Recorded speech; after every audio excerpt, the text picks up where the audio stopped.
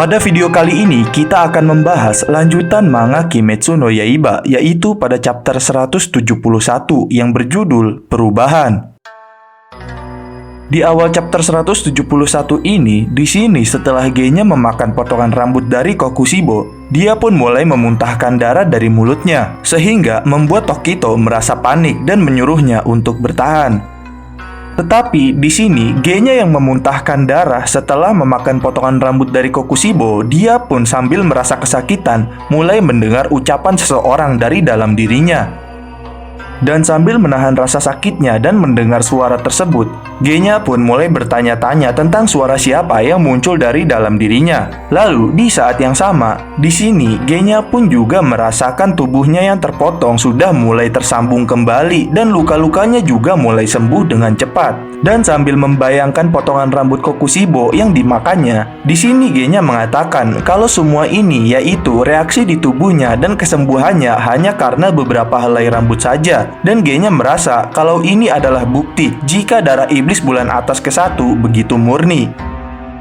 Sebelum kalian melanjutkan video ini, ada bagusnya jika kalian klik tombol subscribe dan nyalakan notifikasinya agar kalian mendapat info terbaru dari video kami.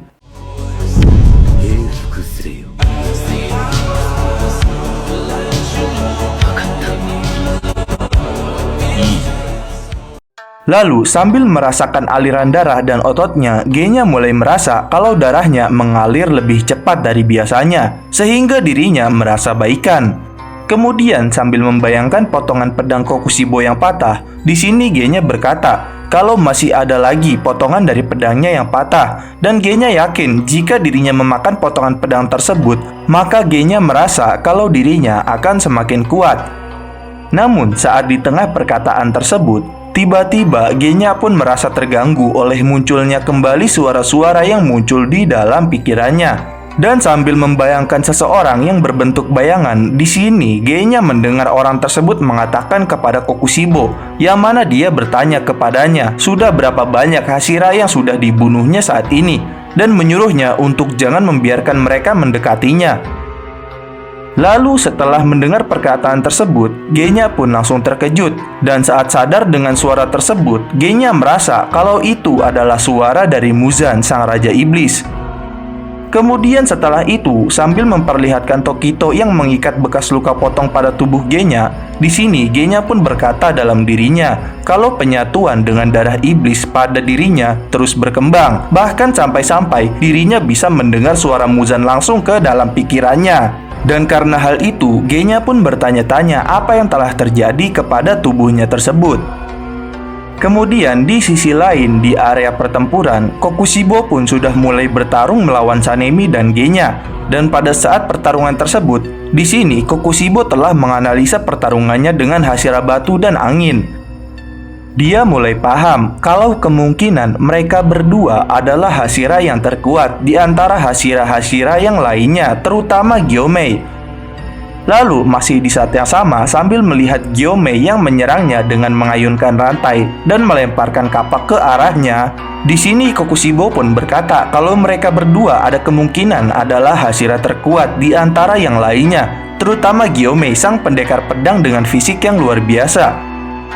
Kemudian sambil melihat mata Gyomei yang buta dan sambil memperlihatkan Gyomei yang menyerang serangan bulan sabit Kokushibo, di sini Kokushibo mengatakan walaupun Gyomei buta, tetapi dia begitu berbakat. Yang mana Kokushibo merasa melalui gema suara rantainya, Gyomei bisa merasakan ruang dan pergerakan di sekitarnya dengan akurasi yang luar biasa. Sehingga karena fakta tersebut, sambil menghindari serangan Gyomei, Kokushibo pun merasa kalau dirinya bahkan masih sulit menerima fakta jika Gyomei begitu sangat hebat dengan matanya yang buta itu.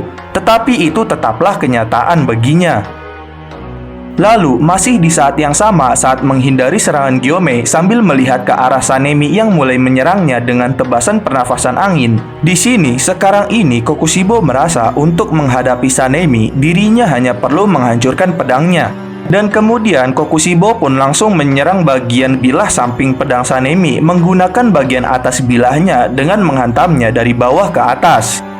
Dan saat melakukan hal tersebut, Kokushibo merasa kalau sebuah katana akan mudah patah saat menerima serangan di bagian sisi bilahnya. Namun akan tetapi saat Kokushibo melakukan hal tersebut kepada pedang Sanemi, di sini dengan cepat Sanemi pun sadar akan hal itu, dan dengan kekuatannya, dengan cepat Sanemi pun langsung meluruskan kembali pedangnya secara vertikal, dan kemudian sekuat tenaga langsung membalas hantaman pedang Kokushibo dengan menekan pedang Kokushibo menggunakan pedangnya ke lantai. Bahkan hingga lantainya pun hancur akibat dorongan dari pedang dan tenaga Sanemi. Dan saat hal itu terjadi, Kokushibo pun terkejut akan kecepatan Sanemi dalam meluruskan pedangnya kembali dan menekannya. Dan Kokushibo juga merasa kalau refleks yang dimiliki Sanemi semakin berkembang. Lalu setelah Kokushibo menarik pedangnya kembali, di sini Sanemi dan Gyomei pun kembali berusaha menyerangnya. Akan tetapi sayangnya serangan mereka berdua pun berhasil dihindari oleh Kokushibo. Namun, walaupun Sanemi dan Gyomei gagal menyerangnya, mereka pun tetap dapat membuat sedikit rambut Kokushibo terputus. Di sisi Kokushibo, saat menghindari kedua serangan tersebut, sambil melihat Sanemi berlari ke arahnya untuk menyerangnya, dia mengatakan dalam hatinya, kalau memiliki tanda atau tidak, seseorang yang menerima serangan fatal seperti Sanemi seharusnya tidak bisa bertarung lagi. Dan kemudian sambil berlari bersama Sanemi yang akan menyerangnya, Kokushibo pun bertanya-tanya serta bertanya mengapa kecepatan dan akurasinya juga ikut meningkat. Lalu setelah itu, saat Kokushibo sedang berlari untuk menghindari Sanemi, di sini tiba-tiba dengan cepat Gyomei pun langsung berada di hadapan Kokushibo.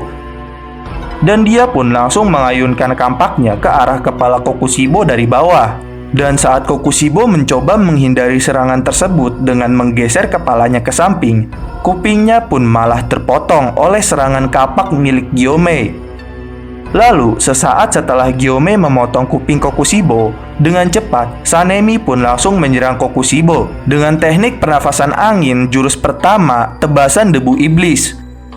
Namun, serangan tersebut pun berhasil dihindari oleh Kokushibo dengan melompat ke belakang. Akan tetapi, setelah serangan tersebut, dengan seksama, Sanemi dan Gyomei pun langsung dengan cepat kembali menyerang Kokushibo.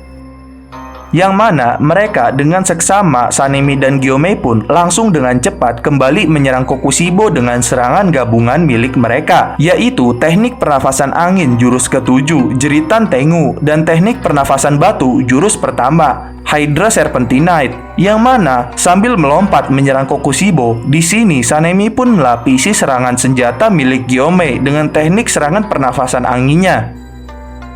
Namun, walaupun mereka menyerang Kokushibo dengan teknik gabungannya itu, di sini Kokushibo pun masih bisa menangkis serangannya tersebut, sehingga hanya bajunya saja yang tercabik-cabik hingga hancur.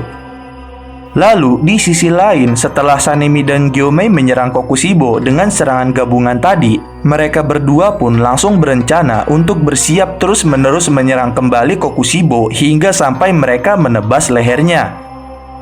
Namun di sisi lain, saat setelah Kokushibo menangkis serangan mereka berdua dan melihat ke arah mereka sambil berkata kalau semua ini sudah cukup baginya untuk serius, tiba-tiba Sanemi dan Gyomei yang sedang bersiap-siap untuk menyerang Kokushibo pun langsung berdarah dan terkena luka tebasan-tebasan hampir di seluruh tubuhnya. Dan karena itu, Gyomei pun merasa terkejut.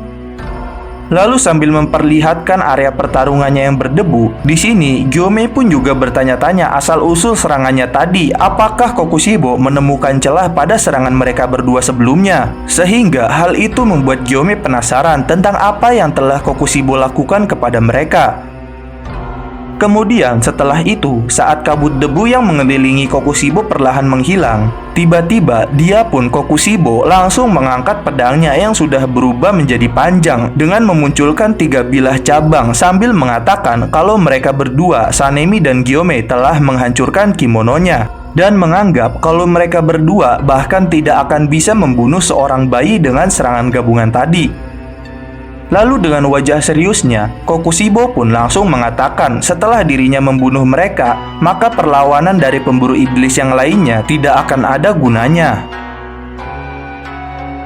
Dan berikut adalah pembahasan chapter 171 Kimetsu no Yaiba, yaitu serangan gabungan Hashira Angin dan Batu, serta perubahan pedang Kokushibo. Jangan lupa like, share, dan subscribe. Jangan lupa komen di bawah tentang pendapat kalian di video kami kali ini. Sampai jumpa di video kami berikutnya.